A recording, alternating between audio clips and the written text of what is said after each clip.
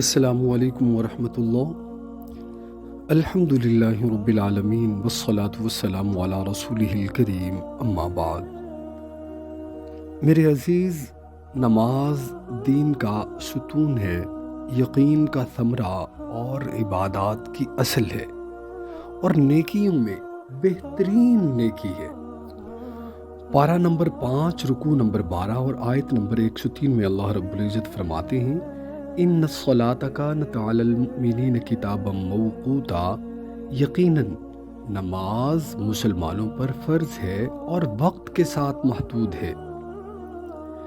کریم آقا صلی اللہ علیہ وآلہ وسلم کا ارشاد گرامی ہے، 5 نمازیں ہیں جنہیں اللہ نے بندوں پر فرض کیا ہے، بس جو کوئی یہ نمازیں ادا کرے اور ان کے حق کو معمولی سمجھ کر ان میں سے کچھ ضائع نہ کرے تو اس کے لیے اللہ کے نزدیک عہد ہوگا، وعدہ، یقین کہ اسے یقین دہانی کہ اسے جنت میں داخل کرے گا، اور جو شخص انہیں ادا نہ کرے اس کے لیے اللہ کا کوئی وعدہ، کوئی یقین دہانی نہیں ہے، چاہے تو اسے عذاب دے اور چاہے تو اسے جنت میں داخل کر دے اپنی رحمت سے۔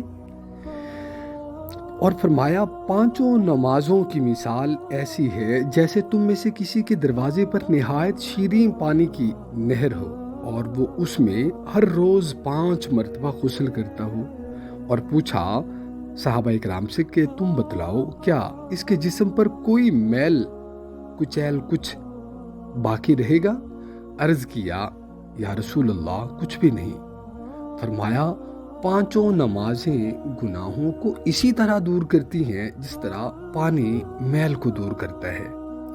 مسلم شریف میں ابو ہریرہ رضی اللہ تعالیٰ عنہ سے روایت ہے کہ نمازیں ان گناہوں کا کفارہ ہیں جو ان کے درمیان ہوں، جب تک کہ کبیرہ گناہوں سے بچا جائے۔ کبیرہ گناہوں کے علاوہ جو نماز کا درمیانی وقت ہوتا ہے اس کے لیے نمازیں کفارہ بن جاتی ہیں۔ مالک سعید ابن المسیب رضی اللہ تعالیٰ عنہ فرماتے ہیں، ہمارے اور منافقین کے درمیان نماز عشاء اور نماز فجر میں حاضری کا فرق ہے، منافقین ان دونوں نمازوں میں نہیں آ سکتے۔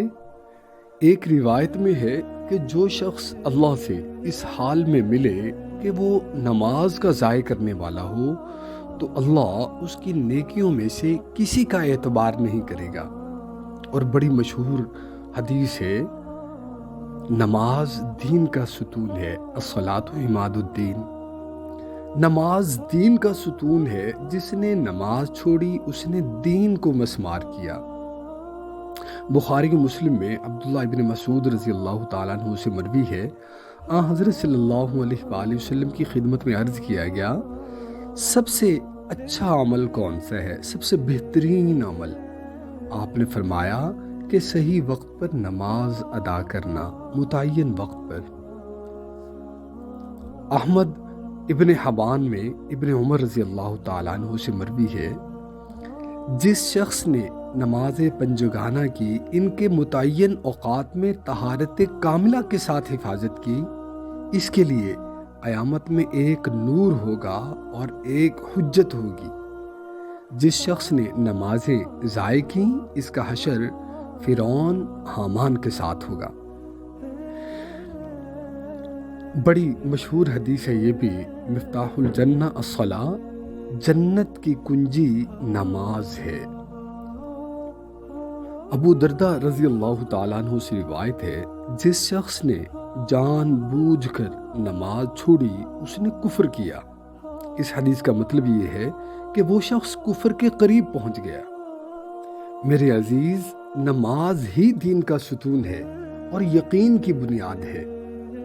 احمد اور بہقی میں ایمن رضی اللہ تعالیٰ عنہ سے روایت ہے، آقا کریم صلی اللہ علیہ وآلہ وسلم نے فرمایا، جس شخص نے جان بوجھ کر نماز چھوڑی وہ محمد صلی اللہ علیہ وآلہ وسلم کے ذمہ سے نکل گیا۔ آج کتنے مسلمان ہیں جو نماز ادا نہیں کرتے اور آقا کریم صلی اللہ علیہ وآلہ وسلم کو ذمہ دار سمجھتے ہیں کہ یہ ہمیں جنت میں لے کے جائیں گے۔ حضرت ابو ہریرہ رضی اللہ تعالیٰ عنہ فرماتے ہیں، جو شخص اچھی طرح وضو کرے اور نماز کے ارادے سے گھر سے نکلے تو جب تک نماز کی نیت جب سے اس نے کی ہے اس وقت تک نماز ہی میں رہے گا، اس کے ایک قدم پر نیکی لکھی ہوئی ہوگی اور دوسرے قدم پر گناہ معاف کیا جائے گا۔ چنانچہ اگر تم میں سے کوئی تکبیر سنے تو اسے دوڑ کر نماز میں شامل ہونے کی ضرورت نہیں، زیادہ ثواب اس کو ملے گا جس کا گھر دور ہوگا۔ لوگوں نے پوچھا اس کی کیا وجہ ہے؟ فرمایا قدموں کی کثرت کی بنا پر ثواب میں اضافہ ہوتا ہے۔ اصحاب سنن حاکم میں ابو ہریرہ رضی اللہ تعالیٰ عنہ کی روایت ہے، قیامت میں بندہ کے اعمال میں سب سے پہلے نماز دیکھی جائے گی۔ اگر وہ پوری ہوئی تو اس کی نماز اور اس کے تمام اعمال قبول کر لیے جائیں گے، اور اگر وہ ناقص ہوئی تو اس کی نماز اور اس کے تمام اعمال رد کر دیے جائیں گے۔ ایک حدیث میں ہے کہ حضرت صلی اللہ علیہ وآلہ وسلم نے فرمایا، اے ابو ہریرہ اپنے اہل و عیال کو نماز کا حکم دو، اللہ تعالیٰ ایسی جگہ سے رزق عطا کرے گا کہ تمہیں اس کا گمان بھی نہ ہوگا۔ بعض علماء کہتے ہیں کہ نمازی کی مثال ایسی ہے جیسے تاجر۔